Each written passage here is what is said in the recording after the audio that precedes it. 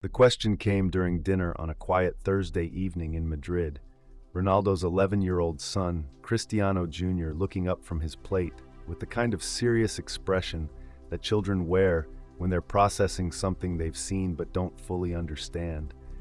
And when he asked why some children don't have enough food when there's so much food in their house that some of it gets thrown away, Ronaldo realized that this was not a casual question, but the beginning of a conversation that would challenge him to explain inequality and privilege in ways that an 11-year-old could understand without becoming overwhelmed by the complexity of global economics and social justice issues that even adults struggled to comprehend fully.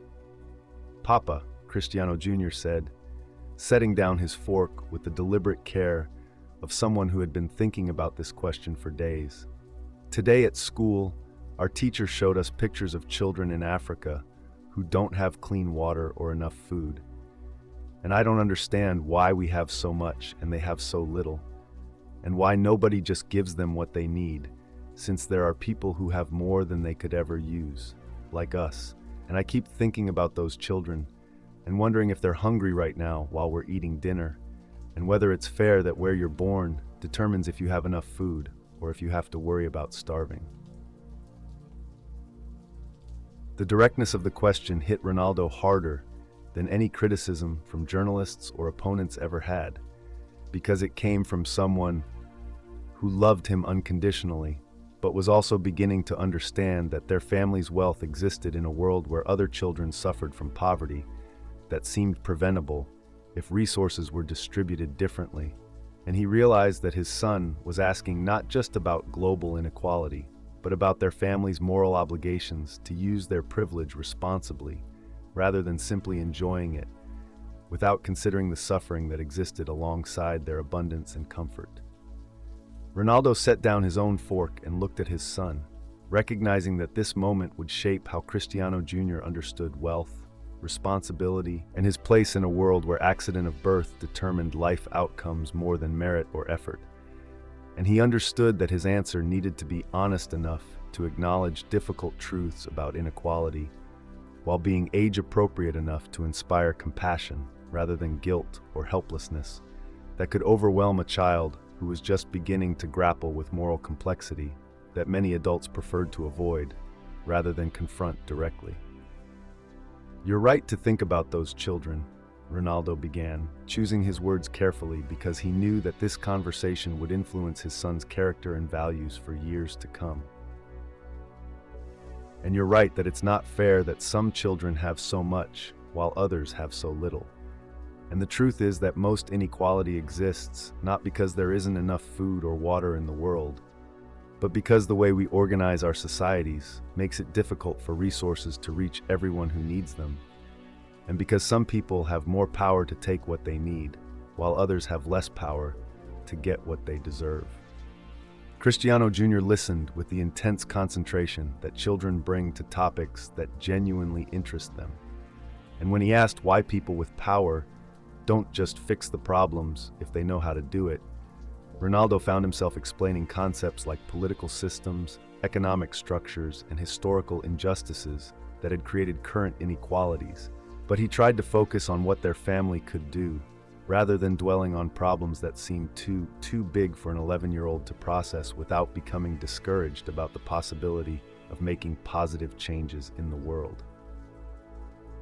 "The most important thing to understand," Ronaldo continued, "is that having more than we need creates responsibility to help people who have less than they need. And that's why we support charities and build schools and hospitals in places where children don't have the opportunities that you have. Because we understand that our success came not just from hard work, but also from luck, from being born in the right place at the right time, with access to opportunities that not everyone gets. And when you understand that, you realize that sharing our advantages is not charity, but justice." The conversation that followed lasted for over an hour, with Cristiano Jr. asking increasingly sophisticated questions about why some countries were poor while others were rich, why some children had to work instead of going to school, and why diseases that could be cured easily in Europe killed children in Africa. And Ronaldo found himself drawing on everything he had learned through his charitable work to explain complex global issues in terms that an 11-year-old could understand, while emphasizing that individual actions could make real differences in people's lives, even when they couldn't solve all the world's problems at once. When Cristiano Jr. asked what he could do to help children who didn't have enough food or clean water, Ronaldo suggested that they visit one of the schools that his foundation had built in Africa, not as tourists observing poverty, but as family members learning about their responsibilities to use their privilege constructively, rather than simply enjoying it without consideration for others who needed help. And he explained that seeing poverty firsthand would help Cristiano Jr. understand both the problems and the solutions in ways that photographs and videos could never convey fully. The trip to Senegal that they took 2 months later was transformative for both father and son, with Cristiano Jr. experiencing for the first time the reality of children who walked miles to attend schools that lacked basic supplies, who helped their families with agricultural work before and after classes, and who dreamed of opportunities that seemed impossible given their circumstances, but who maintained hope and determination despite facing obstacles that would have defeated many children from more privileged backgrounds who took educational opportunities for granted. Cristiano Jr.'s reaction to meeting children his own age who had never owned a toy, who shared textbooks because there weren't enough for each student, and who considered a meal with meat to be a special occasion, was initially overwhelming. But with his father's guidance, he began to see beyond the material differences, to recognize the intelligence, creativity, and potential that existed among children whose circumstances prevented them from developing their abilities fully, but whose spirits remained unbroken despite facing hardships that he had never imagined. The school they visited had been built with funding from Ronaldo's foundation, but what impressed Cristiano Jr. most was not the building itself, but the dedication of teachers who worked for minimal salaries because they believed in education's power to transform lives, and the enthusiasm of students who treated every day of school as a precious opportunity rather than an obligation. And he began to understand that helping others was not about feeling sorry for them, but about recognizing shared humanity and working to ensure that all children had chances to develop their potential, regardless of where they happened to be born. The fundraising project that Cristiano Jr. initiated when they returned to Madrid was entirely his own idea. A plan to organize football tournaments among his classmates and friends to raise money for educational supplies for the school they had visited. And when he presented his proposal to his father, Ronaldo was amazed by the sophistication of his son's thinking about how to engage other privileged children in charitable work that would help them understand their own responsibilities while providing concrete assistance to children who needed help with basic educational needs. The tournament series that followed raised more money than anyone had expected.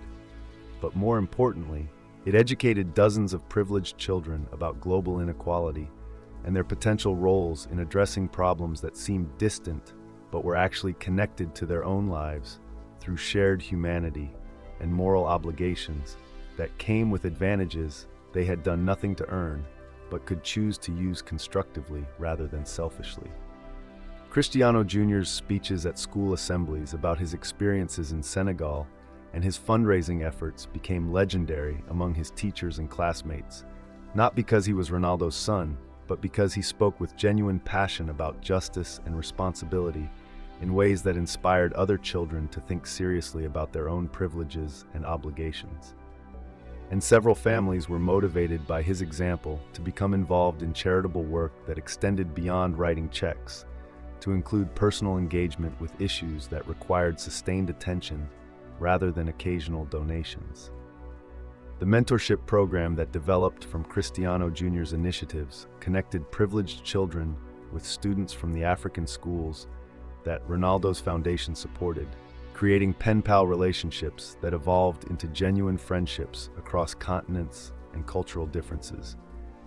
And these relationships helped children on both sides understand that poverty and wealth were not permanent conditions, but circumstances that could be changed through education, opportunity, and mutual support, that recognized shared humanity rather than emphasizing differences in material circumstances. Years later, when Cristiano Jr. had grown into a young man whose understanding of social justice had been shaped by that dinner conversation about hungry children, he would credit his father not with giving him all the answers about inequality, but with taking his questions seriously enough to seek answers together, to travel together to see problems firsthand, and to work together on solutions that taught him that privilege was not something to feel guilty about, but something to use responsibly in service of others who deserved the same opportunities he had been given by accident of birth rather than merit.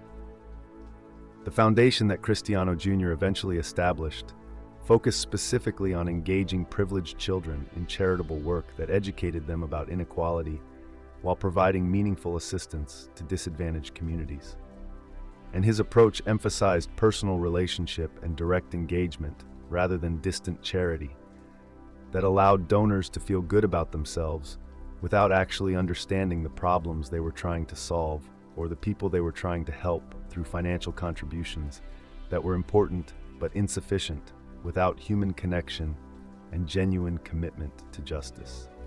The lesson that emerged from that Thursday evening dinner conversation was that children were capable of understanding complex moral issues when adults took their questions seriously and provided honest answers that acknowledged difficult truths without overwhelming young minds with problems they couldn't solve. And that early exposure to inequality and injustice, when handled thoughtfully, could inspire lifelong commitments to social justice, rather than creating guilt or helplessness that prevented constructive engagement with issues that required sustained attention from people who had resources and influence to make positive changes in the world.